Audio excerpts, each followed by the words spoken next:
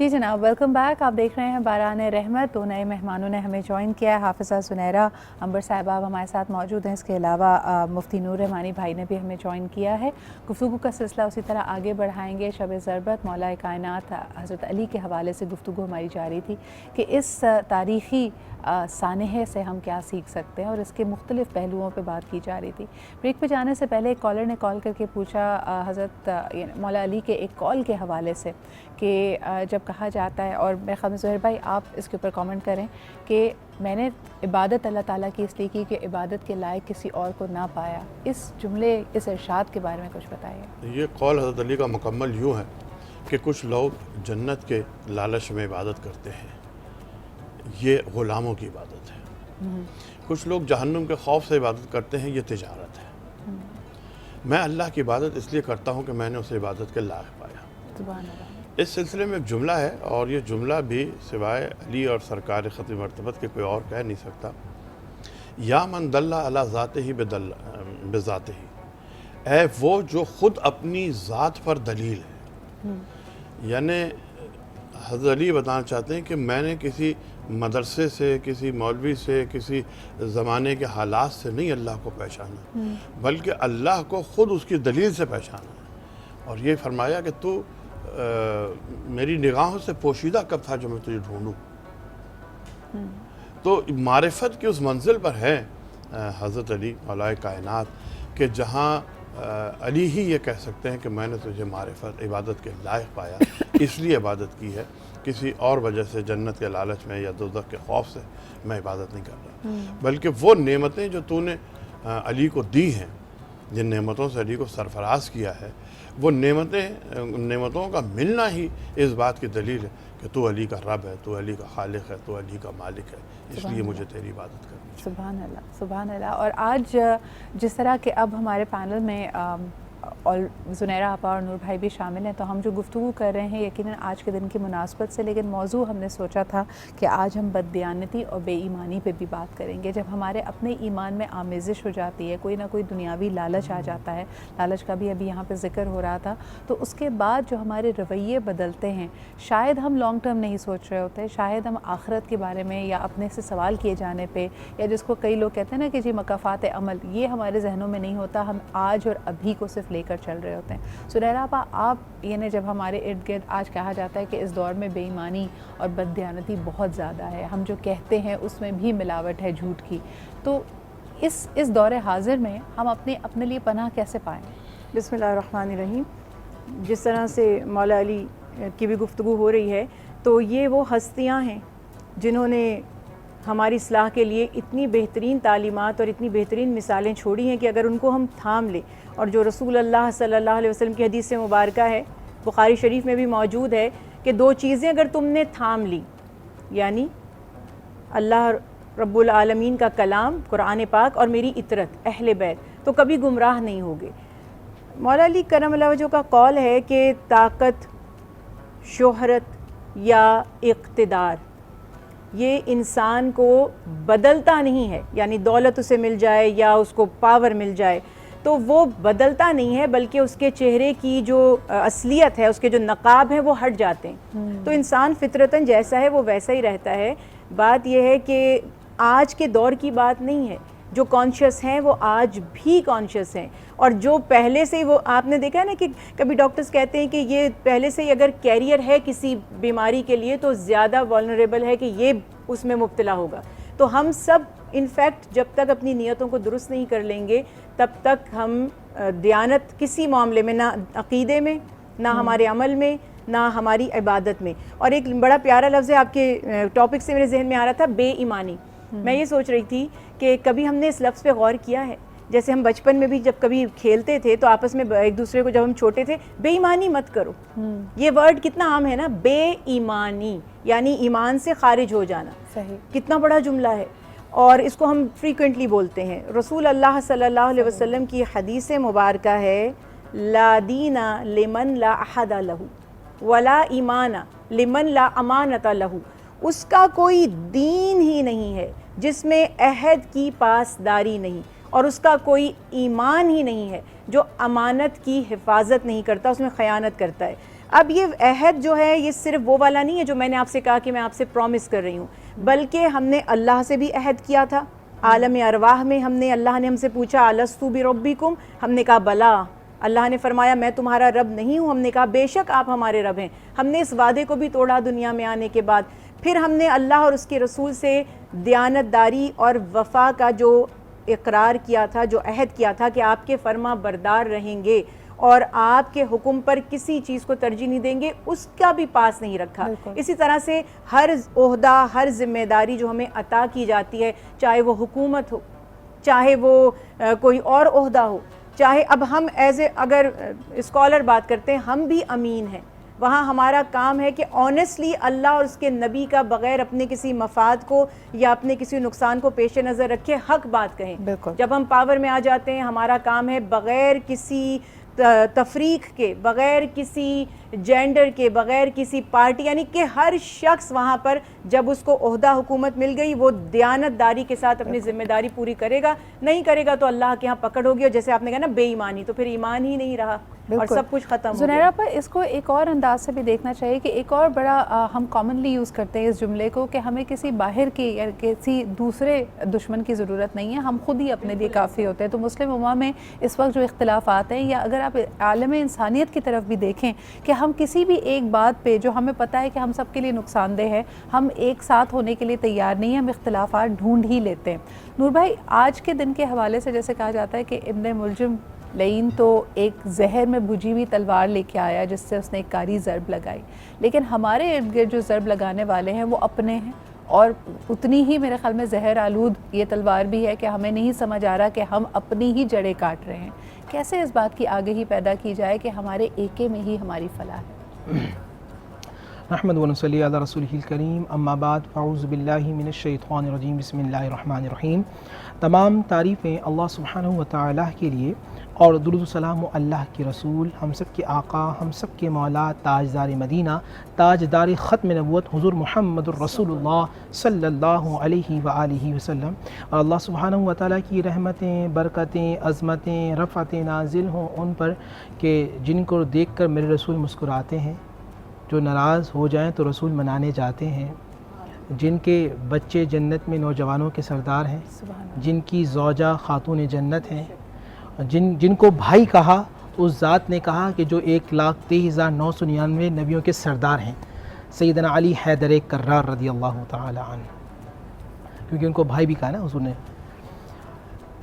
آج کا دور دیکھیں یا سیدنا علی حیدر کرار کا دور دیکھیں، اور میں یہ بات صداقت کے ساتھ کہتا ہوں کہ سب سے زیادہ مشکل دور سیدنا علی حیدر کرار کا تھا، اور آج بھی وہ مشکلات، وہ پریشانیاں، وہ آزمائشیں نہیں ہیں جو سیدنا علی حیدر کرار کے ساتھ تھیں.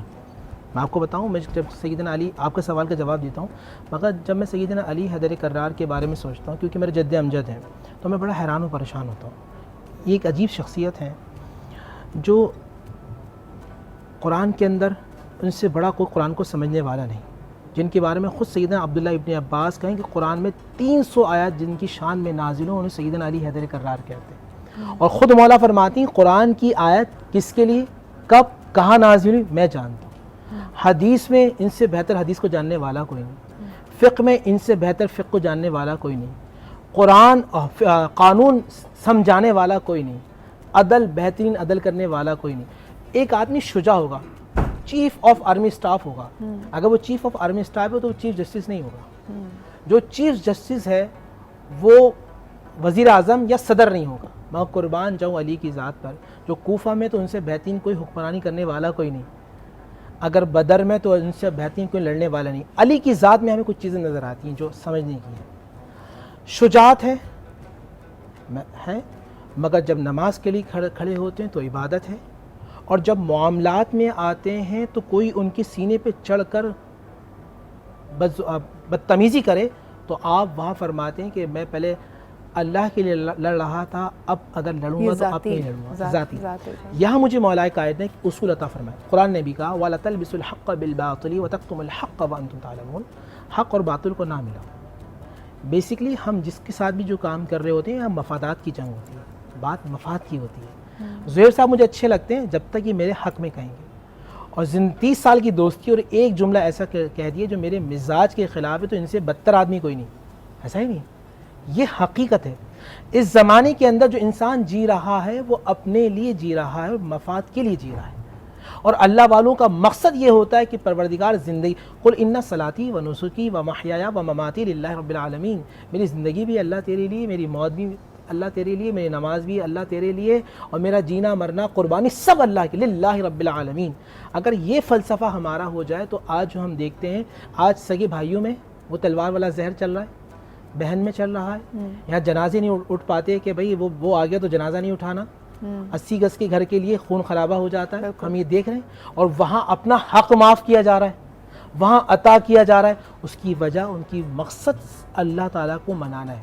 ہم جو بھی کام کرتے ہیں لوگوں کو دکھانے کے لیے کرتے ہیں, اللہ والے جو بھی کام کرتے ہیں اللہ کو منانے کے لیے کرتے ہیں. اگر یہ سوچ ہو جائے تو جو خرابی ہو رہی ہے وہ انشاءاللہ ختم ہو جائے. سبحان. ہمارا لارجر سبجیکٹ جو آج ہم بات کر رہے ہیں کہ بددیانتی, بد نظمی اور ہمارے ارد گرد جو مسائل ہیں, اور یقیناً ہمارے پاس بہت ساری ایسی ہستیاں اللہ تعالیٰ نے ہمیں دیں, اولیاء اکرام کی بات کی جائے, اہل بیت اہل اطہار کی بات کی جائے, جو ہماری رہنمائی کرتے ہیں, جن کے قول جن کی سیرت آج بھی ہمارے لیے مشعل راہ ہے. تو دور حاضر کی مشکلات, نور بھائی آپ ہی کی گفتگو سے دوبارہ سلسلہ جوڑوں گی. آپ نے کہا کہ مولا علی کا دور سب سے مشکل, یعنی جب وہ خلیفہ تھے تو سب سے مشکل دور تھا, سب سے زیادہ فتنہ تھا. آج کے جو ہمارے لیڈرز ہیں, آج بھی اختلافات رائج ہیں, آج بھی مشکلات ہیں, کیا سیکھ سکتے ہیں اور کن اصولوں کو کی اگر پابندی کی جائے یا اپنا لیا جائے تو ہم اس دور جدید کی مشکلات سے نکل سکیں گے؟ ماشاءاللہ. ایک خط لکھا آپ نے مالک اشتر کو, ٹھیک ہے نا, اور وہ ایسا خط ہے کہ جو یونین کے اندر بھی اس کو ایکسیپٹ کیا گیا اور بتایا گیا کہ یہ ایک چارٹر ہے کہ جو انسانیت کو بچا سکتا ہے. اس میں کچھ چیزیں آپ نے لکھا اور کہا ہے مالک بات سنو, تم جب بھی کوئی اختلافات ہو نا عوام کے اندر تو عوام میں اتر کر ان مسائل کو حل کرنے کی کوشش کرنا, صحیح, جو خرابیاں ہوں وہ دور کرنا, اور جو ڈاؤٹ ہو اس کو آن دی اسپوٹ کلیئر کرنا. ہماری عوام میں اور حکمرانوں میں دوریاں آتی ہیں اور بہت دور تک چلی جاتی ہیں, پھر وہ نفرت میں بدل جاتی ہیں. پھر تیسرا یہ کہا کہ اپنے پاس خوشامد کرنے والوں کو قریب نہ بھٹکنے دینا. میں تم پر لازم کرتا ہوں کہ جو خوشامد کرنے والے ہوں ان کو اپنے قریب نہ کرنے دینا. حضرت علی کا دور اس لیے بھی مشکلات کا شکار تھا کہ چاروں طرف سے آپ پہ حملہ تھا. آپ کی وہاں حکمت عملی ہے, اور یہاں ایک بہت بڑا ایک المیہ ہوتا ہے مسلمانوں کا کہ بے شک اللہ سبحانہ و تعالیٰ ہی خالق ہے, مالک ہے, رازق ہے, مگر اللہ نے قرآن میں جگہ جگہ کہا افلا یتدبرون, افلا یتفکرون, افلا یشعرون, افلا یعقلون. کیا تم شعور نہیں رکھتے, کیا تم عقل نہیں رکھتے, کیا تم غور و فکر نہیں کرتے؟ مولائے کائنات کی جو حکمت عملی نظر آتی ہیں, جہاں ان کا رب سے مضبوط تعلق ہے وہاں حکمت عملی مضبوط نظر آتی ہے. اگر ہم چاہتے ہیں کہ فار ایگزامپل پاکستان کو اگر مضبوط کریں تو پھر سیدنا علی حیدر کرار کی طرح ہم نے دفاعی انداز کو دیکھنا ہوگا. خارجی یا باطنی جو اٹیکس ہو رہے ہیں, اچھا نظریات کی جنگ چل رہی تھی, آج بھی ہم یہی دیکھتے ہیں, نظریاتی ہی تو جنگ, نظریات کی جنگ تھی. اور مولائے کائنات وہ ایک عجیب, میں کہتا ہوں نا بابا کی ایک عجیب شخص نظر آتے ہیں, لاجک میں بات کرتے ہیں.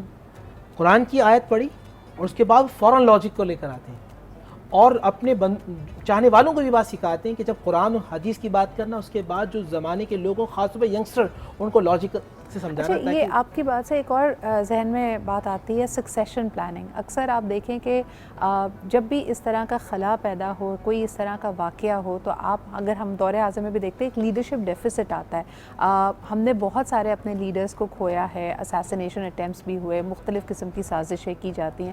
زہیر بھائی, ایوری ٹائم ہم اس طرح کے فیلئر سے گزرتے ہیں, ہم کیا گراؤنڈ زیرو پہ واپس آ جاتے ہیں؟ یعنی اگر ہم اسلامی تاریخ سے سیکھنا چاہیں اور ہماری جو موجودہ مشکلیں ہیں کہ اس میں ہم کہتے ہیں کہ جی -1 کا فارمولا, یہ شخص ہو تو مسئلہ, یہ شخص نہیں ہے تو مسئلہ, how are we putting it all together? اصل میں سیدھی سی ایک بات اور سیدھا سا ایک اصول یہ ہے کہ ویسے تو اسلام میں آپ نے دیکھا کہ ایک کے بعد ایک قتل عام ہوتا رہا لیڈروں کا, لیکن ریپلیسمنٹ ہمیشہ موجود رہا. اور یہی حال اسلامک ممالک کا بھی ہے. ہم دیکھتے ہیں کہ وہاں پہ بھی ایریڈیکیشن اسی طرح کی, پہلے ایک کوئی لیڈر ابھرتا ہے, پھر اس کو اسی طرح ضم کرنے کی کوشش کی جاتی ہے. وہ ہوتا یہ ہے کہ جب کوئی لیڈر بنتا ہے تو لیڈر بنتا کس بنیاد پر ہے؟ سب سے پہلے تو آپ لیڈر کس بنیاد پہ بنے گا, کیوں لیڈر کیوں ہیں وہ؟ تو کوئی تھاٹس لے کے کوئی نظریہ لے کے جب کوئی آدمی اٹھتا ہے تو اس نظریے کے فالوورز جتنے ہوتے ہیں وہ اس کو چونکہ فالو کرتے ہیں تو وہ ان کا ایک لیڈر بن جاتا ہے. صحیح. ہماری اب جو پرابلم آ گئی ہے جیسے جیسے زمانہ آگے بڑھتا جا رہا ہے کہ ہمیں گروپس میں اتنا زیادہ ڈیوائیڈ کر دیا گیا ہے کہ اب ہماری یہاں سے لیڈرشپ بھی ختم ہوتی جا رہی ہے. وجہ یہی ہے کہ ہم نے ان نظریات کو معیار نہیں بنایا جو اسلام نے ہمیں دیے تھے, جو رسول نے ہمیں دیے تھے, جو قرآن نے ہمیں دیے تھے. اگر ہم ان نظریات کو فالو کر کے بنائیں تو ایک بات یاد رکھیں, لیڈر آپ کے پاس نہیں آئے گا, آپ کو لیڈر کے پاس جانا. زبردست. یہ میرے خیال میں ایک سنہری اصول ہو سکتا ہے. زنیرہ آپا, ایک چھوٹا سا سوال آپ سے بھی کرنا چاہوں گی کہ جو پرابلمز ہمارے سامنے ہیں, جہاں ہم کہتے ہیں کہ لیڈرشپ کا فقدان ہے, لوگ سن نہیں رہے, یہ صرف ایک نظریے کی آپسی جنگ آپ کو نظر آتی ہے؟ یعنی اب معاملہ اس سے بہت آگے نکل گیا ہے کہ آپ کنزرویٹو ہیں یا آپ لبرل ہیں. اب تو ایسا لگتا ہے کہ یعنی ہر سیگمنٹ کے اندر بھی کئی ملٹیپل سیگمنٹس ہیں. تو اتنی جو شدید قسم کی پولرائزیشن اور ڈویژن ہے, یہ ہمیں کس طرف کو لے جا رہی ہے؟ رسول اللہ صلی اللہ علیہ وسلم کی تعلیمات اور اس سے پہلے ایک قرآنی آیت مبارکہ جس میں ہمیں بشارت دی جا رہی ہے اور جو موجودہ صورتحال ہے, پھر ایک سلوشن کی طرف ہم جاتے ہیں. اللہ تعالیٰ فرماتے ہیں لا تاہنوا ولا تحزنوا انتم العالون ان کنتم مؤمنین. ہمت نہ ہارو, سستی نہ کرو یا غم نہ کرو, تم ہی غالب آؤ گے ان کنتم مؤمنین, اگر تم ایمان والے بن جاؤ. پھر تعلیمات نبوی صلی اللہ علیہ وسلم, آپ صلی اللہ علیہ وسلم نے قرب قیامت کے آثار میں بیان فرمایا کہ ایک وقت آئے گا جب سب قومیں تم پر اس طرح ٹوٹ پڑیں گی جیسے کوئی بھوکا یا کوئی شکاری شکار پر یا دسترخوان پر ٹوٹ پڑتا ہے. تو صحابہ کرام رضوان اللہ علیہم اجمعین تعجب سے فرماتے ہیں کہ یا رسول اللہ صلی اللہ علیہ وسلم, کیا ہماری تعداد کم ہوگی؟ آپ نے فرمایا تعداد میں تو تم سب سے زیادہ ہوگے, لیکن تمہاری ہوا اکھڑ جائے گی, یعنی کہ یونٹی ختم ہو جائے گی. اور یہ بات ہمیں آج, بس چونکہ آپ کے پاس وقت کم ہے, مجھے بس لاسٹ میں یہی کہنا ہے کہ دیکھیے سلوشن اس کا یہی ہے کہ عصبیت دین میں حرام ہے, تعصب, فیورزم, کہ آپ بقا کا سوچیں, ملک کی بقا کا سوچیں, اپنے دین کو اسٹیبلش کرنے کا سوچیں جس کے لیے ہم پیدا کیے گئے ہیں, اور جو بھی حق بات کہتا ہے اس کا ساتھ دیں اور اپنے آپ کو یونائٹڈ کر لیں اپنے ملک کے لیے, اپنے مستقبل کے لیے, اپنے بچوں کے اچھے فیوچر کے لیے اور اپنی آخرت کے لیے. بس یہی سلوشن ہے. بیوٹیفل میسج, اور خاص دو طور جملے, پہ back to Quran, back to Muhammad رسول اللہ سبحان اللہ صلی اللہ علیہ وسلم. I think this is a beautiful thought. آج کی گفتگو کو ہم یہیں پہ ایک طرح سے کلوز کرتے ہیں, کنکلوژن کی طرف لے کے جاتے ہیں. وقت ہمارے پاس کم ہے. ایک کوئک نوٹ میں دیکھنا چاہوں گی کہ what is happening in the kitchen. کیا پلیٹنگ ہو چکی ہے Sumaiya? Are you all ready? I am almost done, بس یہاں پہ اسمبل کر رہی ہوں. اس کے بعد پھر I'm just going to dish out the drink. ٹھیک ہے. Drink جو ہے ہماری, you asked for refreshing and I'm giving you the most refreshing thing which is Coca Cola. بالکل زبردست. اور سمیہ نے آج ہی بنایا ہے ہنی گلیز چکن سینڈوچ, اور یہ ایک اپنے آپ میں کمپلیٹ میل ہے. اس وقت she is just filling it up, اور اس کے بعد یہ سینڈوچ ریڈی ہو جائے گا. فائنل پلیٹنگ آپ تھوڑی دیر میں دیکھیں گے. اسی کے ساتھ ہمارے تمام مہمانوں کا شکریہ ادا کرنا چاہیں گے. ہمارے ساتھ علامہ زہیر صاحب موجود تھے, نور بھائی ہمارے ساتھ موجود تھے, زنیرہ آپا, اور یہ گفتگو چلتی رہے گی. جس طرح کہ ہم نے کہا کہ ان موضوعات کو ہم 21 تک آپ کے سامنے رکھیں گے, اور یقیناً مولا کائنات حضرت علی کی حیات طیبہ کے بارے میں اور اس کے مختلف پہلوؤں کے حوالے سے گفتگو ہوتی رہے گی.